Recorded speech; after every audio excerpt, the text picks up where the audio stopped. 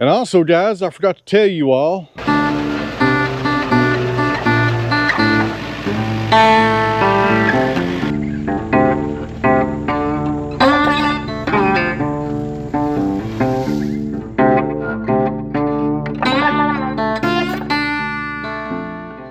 so welcome back to the sawmill, friends. It's been a few days since we've made a video here, and the reason being, I got injured. I sprained my ankle, and it's been sore as I'll get out for the past few days. I had trouble walking actually 2 days ago, and I feel pretty good today, so we're going to try to make a go at it and get some stuff done here at the farm. And kind of a funny story on what happened.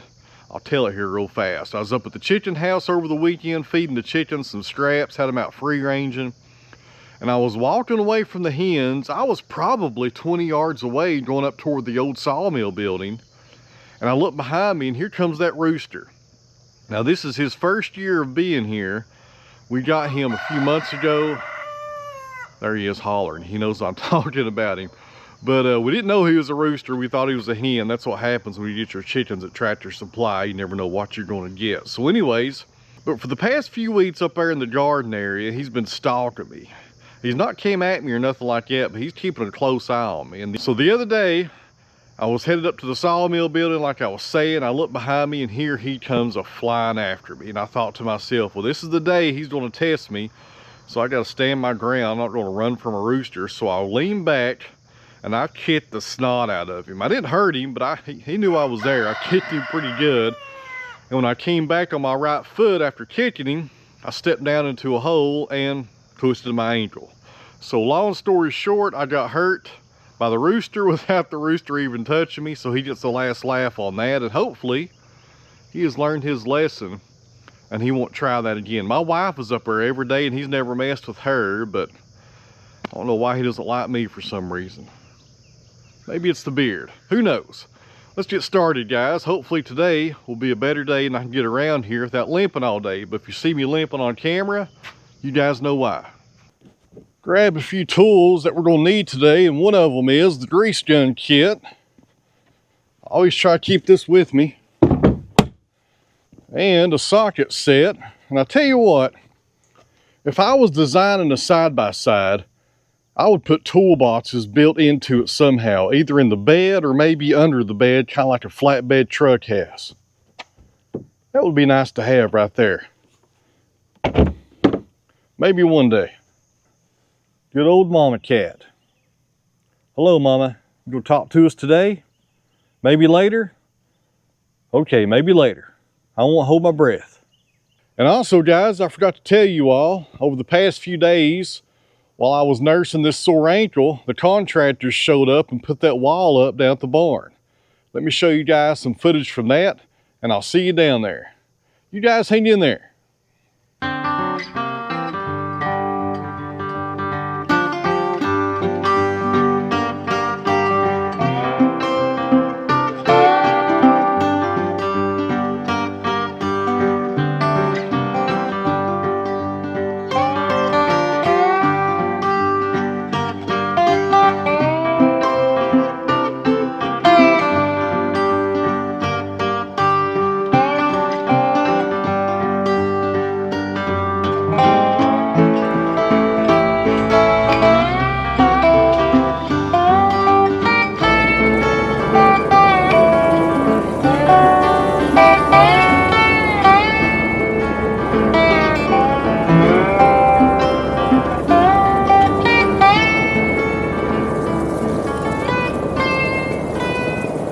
Alright guys, that wall right there looks really good. I'm tickled to death that we got that installed finally. The dimensions are 14 foot on the height and the length of 72 feet. And if you're wondering why the dump trailer's parked down here, it's full of concrete. More on that later. We'll probably do that project tomorrow or the day after. But this wall, friends, was much needed. I tell you what, looking pretty good down here. It will serve two purposes. The main purpose is my weather comes from that direction, so when it rains, it won't blow in on this side of the building. And also, it will keep the evening sun off of us when we're down here running the LT70. Let me come over here on the other side and show it to you guys. They've done a great job on this. It took them less than 3 hours to install this. They put up some trim over here on the corners. That looks really good. They took the gutter off and put it back on. And check it out. A nice proper wall for the new pole barn. Man, that looks good. Let me come up here on the hill and give you a better look at it. Makes the building look a whole lot bigger. Not that the building was small to begin with. Check that out. Man, that looks good right there. What do you guys think? I love that barn red right there. Hard to beat. And we got some grass coming up finally. It's been kind of dry for the past 2 weeks. We're supposed to get some rain this weekend, but we're finally getting some grass coming up where we did all this grade work. And I'm still working on this swell. I got a lot of that 57 rock put in there. So this job right here of moving this rock around, I'm kind of doing this off camera because it's kind of boring just watching me move rock all day. Not really exciting. But we'll get it done. Hopefully by the end of this month, this will be complete. And we'll also have our new road put in right here. Let me show you. So right now there's a road way down there that goes up to this other house that I own, which is this double wide up on the hill. My mother-in-law lives there. Back there's the red barn. And what I'm hoping to do is eliminate this road completely and have a new road come right there by the barn and connect to the existing road. That way it makes it a little bit faster for us coming down here to check on things. And this road will be twice the width. It will probably start on that corner and go all the way over to those mailboxes. Need to redo those mailboxes also. They're a mess. Now over here on the sawmill, this is the black walnut that we started in the last video. I've not finished it today, but before this video is over with, we will finish this one up. This is a really nice log. Getting some nice slabs out of it. 9/4, about 23, 22 inches on the width. Nice stuff right there. And we're also going to bring down the table that goes right here on the back of the 70. Well guys, it's early in the morning. It's only 7:30, and that's good because we got a lot to get done. You guys hang in there. All right guys, real fast, the first project of the day at the farm is road maintenance. I'm warming up my Cotto excavator. We got the tilt bucket on there. And this road right here, guys, I know you're familiar with it. This is a right-of-way that comes in. The county road ends right there at that pavement. I have to maintain this road. It goes all the way up to my house. Also, it goes to my neighbor's house up on the hill. And this road right here, friends, was not built correctly. And one day, if I have some free time, which probably will never happen, I'd like to redo this road. But until then, we got to maintain it. And this may be the best way, although it's probably not. Let me show you what I do. So there's a few things wrong with this road. I could name a lot of them. The main one is there's no ditch. So the water comes over this road and just washes it out. It runs downhill. There's not much of a crown in this road. It's just a mess, guys. And it's not straight. I'm not sure why they didn't make this road straight when they put it in here. But anyways, over time, the gravel gets pushed downhill toward the hay field, and I have to come through here and pull it back up and then go over it with the land plane. Now the reason this road gets beat up so bad and the gravel gets pushed downhill is because of deliveries.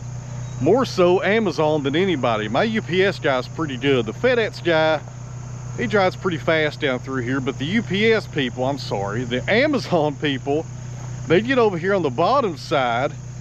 I don't know why they do that, and they about go off the road into the hay field, and they push those gravel down every time. Every time. If you're watching Amazon, do better. My goodness, you delivery guys are terrible. You drive out of here like it's the Daytona 500. So, having said all that, the excavator's going to fix it. I have never done this with the excavator in the past. I've got down there in that field and pushed those rock up with the tractor. I think this right here is going to be a whole lot easier and a whole lot faster. So for you guys out there with more road building experience than me, which is probably most of you, how would you fix this problem? Tear this out and rebuild the road and put 2 ditches in on each side? I mean, what would you guys do? Leave me a comment below.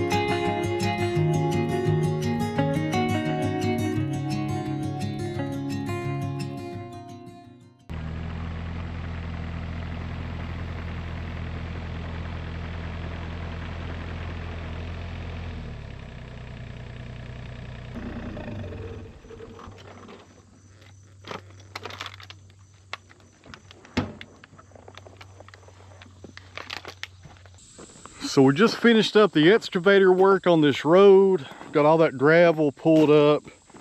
It doesn't get every bit of it, but it gets probably 95 or 98% of it maybe. You do pull up some grass when you do that, but that's no big deal.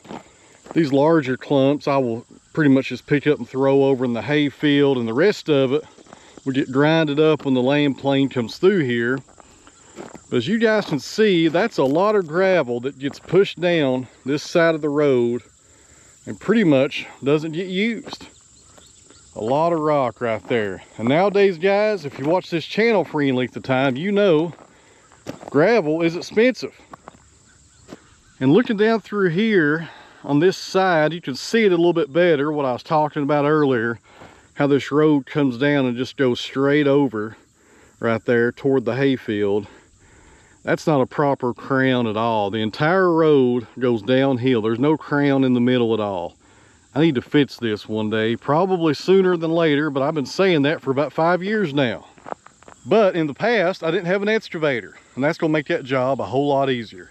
Now we're gonna get the 754 and get the land plane going and make this look nice again.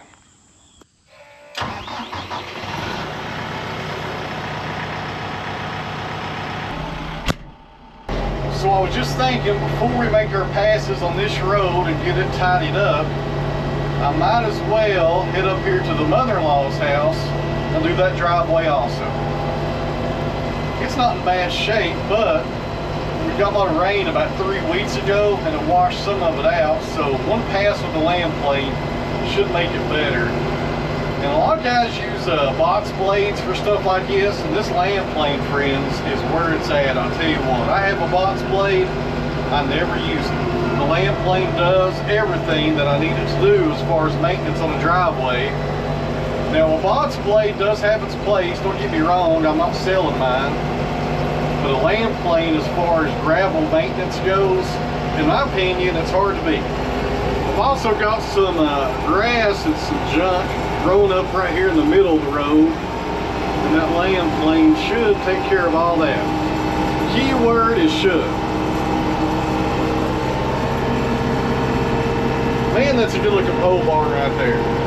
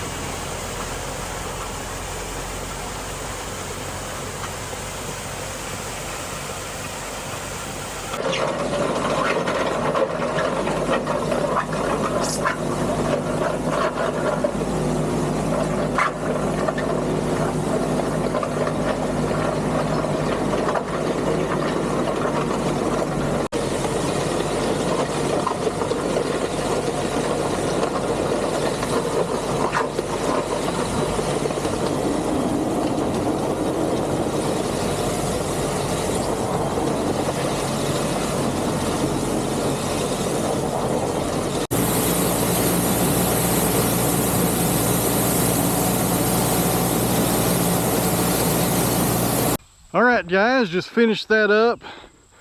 Not a perfect fix, but it does buy me several months. We're probably good down here till probably Christmas or so. And hopefully the Amazon drivers will stay out of here. I mean, it's obvious this goes downhill. And it's almost like a ditch right here that I created when I scooped that gravel up. But those Amazon drivers, man, they come down this road and they go straight for that ditch every time. Every time. I think I got a delivery coming today, and if I do, I'll see if I can get him on camera, because 9 times out of 10, he'll drive over there. So before we get started on something else, and we have a lot to do today, guys, a whole lot of stuff to get done, I think I'll go up to the house and have an early lunch. I'll see you guys here in a minute.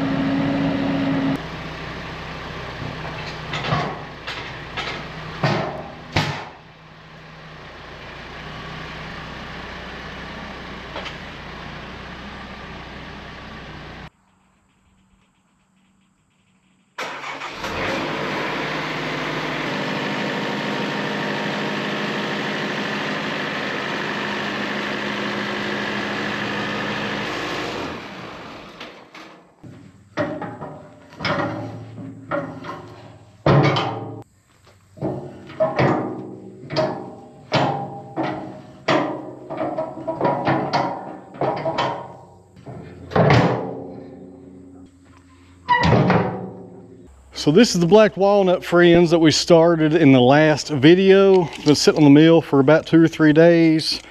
And one thing I failed to do on my opening face cuts here on the bottom was level the pith. I'm not sure why I didn't do it, but I looked over that step. So we need to do that right now, because if we don't, when we start cutting our slabs down through here, when we get to the pith, we're liable to have that pith in 2 slabs instead of 1, which makes you lose money because you want that pith in 1 slab, not 2. Contain it in 1 is the best practice. On the operator's side, the pith is 4 inches up from the bottom. Let's go check the other one. I tell you what, guys, it is so nice to have all this room for the sawmill. My goodness, this is nice. So down here on the far end, we're about 6 inches. So we got a 2-inch discrepancy. It's going to be a little bit less than that once we start raising up the other end. I'll have to come check it a few times.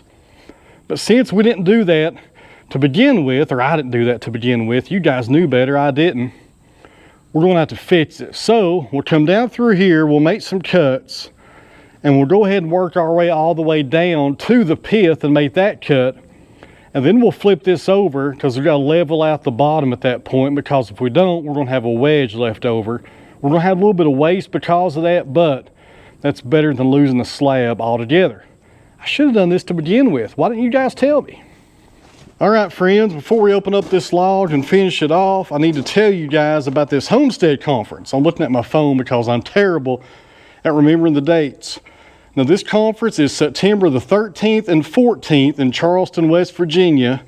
I think that's a Friday and Saturday. I'll be there on the 14th. I will not be there on the 13th, although I may come in that evening and holler at some of you people that's going to be there, and maybe we can go out to dinner or something. I don't know. Just see what travel plans are going on that day and where I'm staying at. I'm not even booked a hotel yet, but I will be there for sure on Saturday the 14th. I'm one of the keynote speakers at this conference, and my buddy Troy at Red Tool House, that's another YouTube channel. He does sawmilling and farming and homesteading up in West Virginia. He's putting this on. It's going to be at a church, and if you want tickets, there's a link down below. I will be doing a meet and greet after I talk on Saturday at some point. Joe Salatin, I think, is the biggest attraction that's going to be there. I'm really looking forward to meeting him. But if you're interested in that conference, there's a link down below. And here's a quick little video of Troy telling you guys about this conference if you're interested. If you're not interested, if you're not going, we'll just forward through the next 45 seconds of this video. That's where Troy's going to be telling you guys about the conference. But if you are interested, pay attention here, because I think he's going to give you guys a coupon code to save on your tickets. So Troy's going to talk here for just a minute, and then we'll come back to the sawmill and open up this nice walnut. Are you interested in learning homesteading skills or wanting to bring new skills to your existing homestead? Well, join us September the 13th and 14th in Charleston, West Virginia for our inaugural Homesteading-ish conference. We have over 36 individual homesteading presentations from a lineup of over 20 great speakers, including Joel Salatin and this guy. I promise you these 2 days will be information-packed. It'll be a great opportunity to learn and to meet others that are pursuing their own homesteading dreams. But hurry, the amount of tickets are limited, and we close ticket sales August the 30th. And because you're watching this YouTube channel, use this offer code to take an additional $10 off ticket price. To learn more, visit homesteadingish.com. So once again, I will be there on Saturday, but not Friday. I look forward to seeing everybody there that can make it. On the sawmill, Joe Maine Silver Tip Turbo 7. If you want to try those blades out, call Joe Maine. His cell phone number is in the video description. We're doing 9/4 slabs. I'm out of breath. Shoo, I had to run up there and move some furniture around for my wife here just a few minutes ago. So anyways, 9/4 slabs. If you're new to this channel, that's 2 1/4 inches on the thickness. If you're overseas and you use that metric stuff, I have no idea what to tell you. No idea. I wish we all used the same thing. It'd be a lot easier. Let's open this one up, guys. Should be a good one. And there's a small knot right here facing you guys, so there's a small chance, extremely small chance, there may be some figure right there, some crotch figure. Probably not, but we'll take a look at it anyways. You guys hang in there.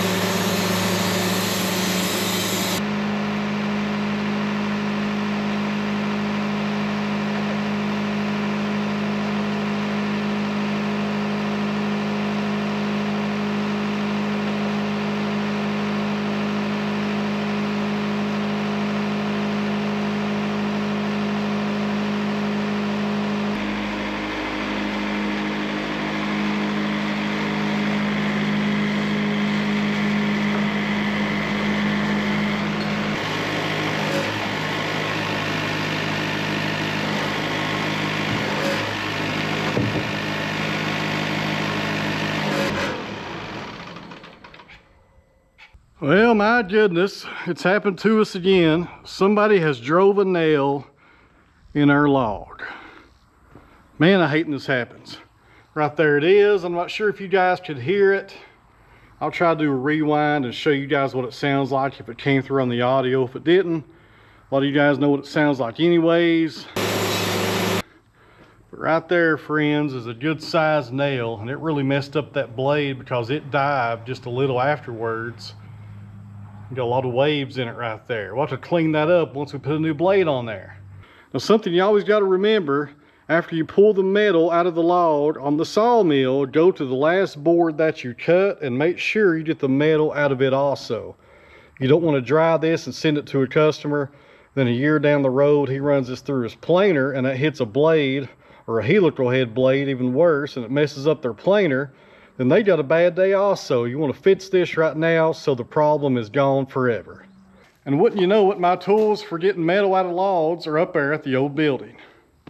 I tell you what, guys, I'm always one step forward and two steps back. I need to move everything down here before I get started sawing, but I was kind of anxious. Let's ride up there and grab our tools, come back down here and pull this metal out of the log. And my goodness, guys, that was only the third cut on a brand new blade. I can reuse these blades as long as they're not damaged real bad. That one right there, I have to inspect the teeth. As long as the teeth don't break, you're okay. If the teeth start getting broken, get rid of the blade and grab a new one later on, because that blade you cannot resharpen if the teeth are broke. But maybe we're okay on that one. We'll look at it here in just a second. Let's go grab some tools and get some water. It's hot out here.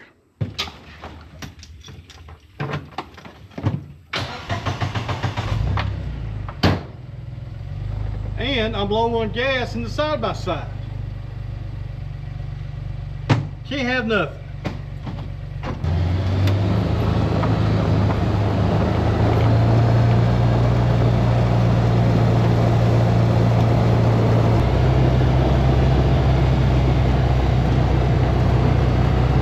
Hopefully we can get that out with the old nail pulling tool.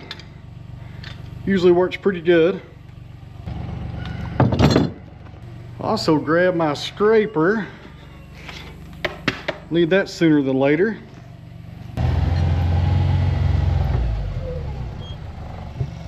There's that rooster staring at me. Let me turn you guys around. You guys see him? He's right under those sawhorses right there, giving me the evil eye. I don't trust him for nothing. Tell you what, we got one more thing to grab while we're up here, and that is a brand new blade. But luckily, I've got plenty of blades right here. That's one thing I stay stocked up on. Silver tip turbo 7s. Ow, man, that's sharp. That rooster's out here crowing at me. He's liable to pick a fight. I don't see him now. Yeah, he's still watching me. I'm gonna shoot him before it's over with, I'll tell you what.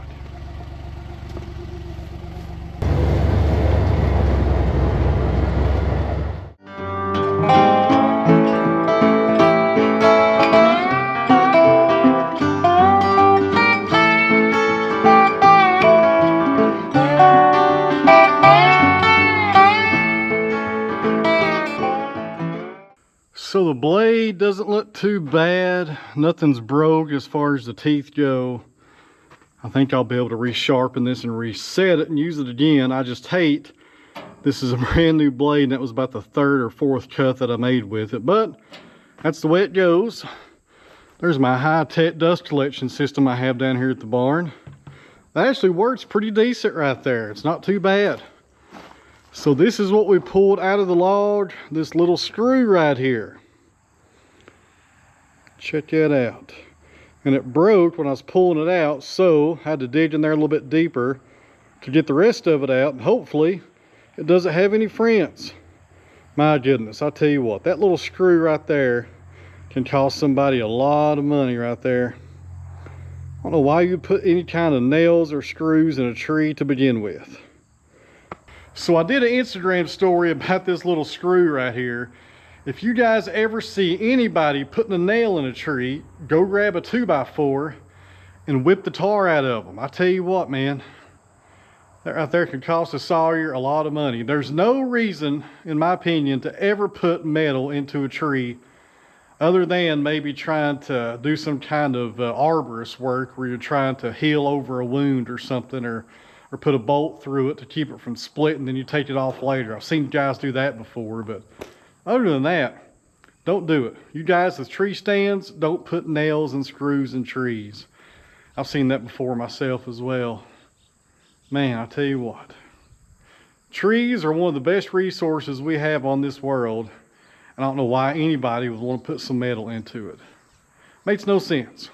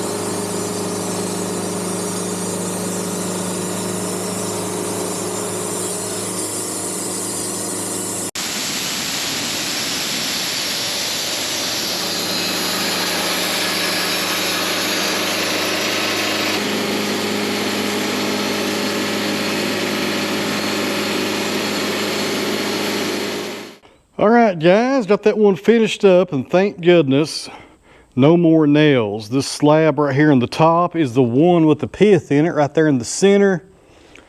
And the way you can always tell which log, my goodness, Nathan, which slab has the pith in it is look on the face of the log, and you will see the juvenile core right there in the middle with all those little knots right there. And the cathedral grain has a different look to it right there on the pith. And once you look at it and see this a few times, you'll memorize it and you'll know it every time. But that's a way to always tell. Now, there's two things you can do with this. You can leave this intact and sell it like this, but make sure you tell your customer the pith is in the middle. Or before or after kiln drying, I usually do this before drying, I will rip the pith out and have two smaller slabs for general lumber on the sides. Now this right here is already sold. Actually, this entire log is already sold. And the customer that buys these lets that pith stay in the center because it gives them another wide slab, and that's the way they like it. So they're the one paying for this. We'll leave it as it is. So as far as the process right now down here in this new building, and man, I have all this room now to move around. The other building, when I was stacking slabs, it was like I was in a tight little shoebox. It was terrible. This is wonderful right here, all this room.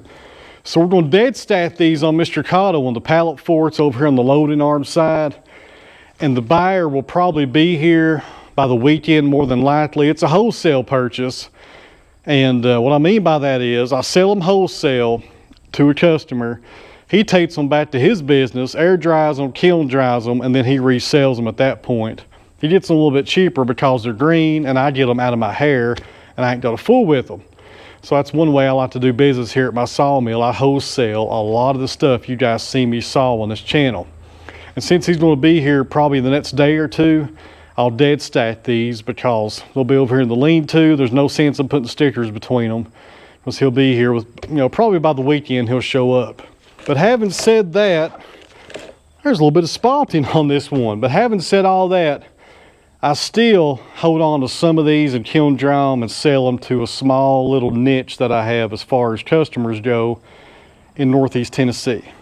Not a whole lot though, but I do hold on to a few of them. My goodness, that's heavy. Now I failed to mention this earlier, this is the slab that has the pith in it, and this is one of the reasons why you may want to hold on to this one if you need a really wide slab, because this will be the widest slab in your log pile. It'll be the widest slab out of your log. That sounds a whole lot better. My goodness, I tell you what, I can't talk sometimes. So when you measure this one from bark to bark, 26 inches on the width. This is the slab that was right below it. We will probably throw water on this one. This may be the best one out of the whole bunch right here. Looks pretty good as far as I can see.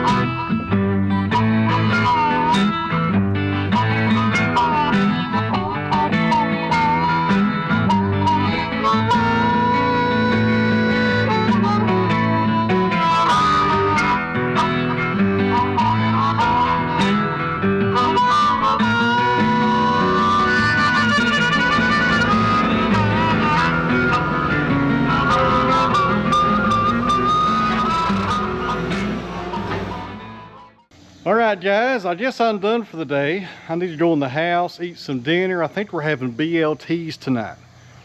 If you don't know what that means, that is bacon, lettuce, and tomato sandwich on some toast. And man, it's good. If you never had one, go to Waffle House and order one up. But don't put mayonnaise on it. I can't stand mayonnaise on a BLT. I'm not sure why they do that, but they will. You gotta watch them. No mayonnaise. So anyways, guys, thanks for watching. I really appreciate it. If you don't care, hit that subscribe button if you're not subscribed to the channel. And also hit the thumbs up. I'm trying to get to 200,000 subscribers by the end of the year. That's my goal. If I get to 200,000, I feel pretty good. I always thought 100,000 was a good goal to have on YouTube, but now it's 200,000 because I've been sitting on the fence of 190 or so for the past few months. I think I'm ready to go on up to 200. I'm ready. Are you guys ready? Give me the push. Push me on up there. So anyways, on tomorrow's video, we're gonna be sawing up some poplar unless my mind changes. I think we're gonna do poplar.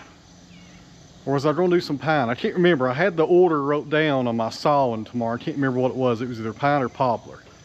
We're gonna be sawing up something, but the most important thing we're gonna do tomorrow is dig a footer with the excavator and get that Wood-Mizer machine out for the first time and start pouring some footers for this wall back here. Really exciting stuff, guys. So in closing, thanks for watching once again. I really appreciate it, and I'll see you guys back here soon.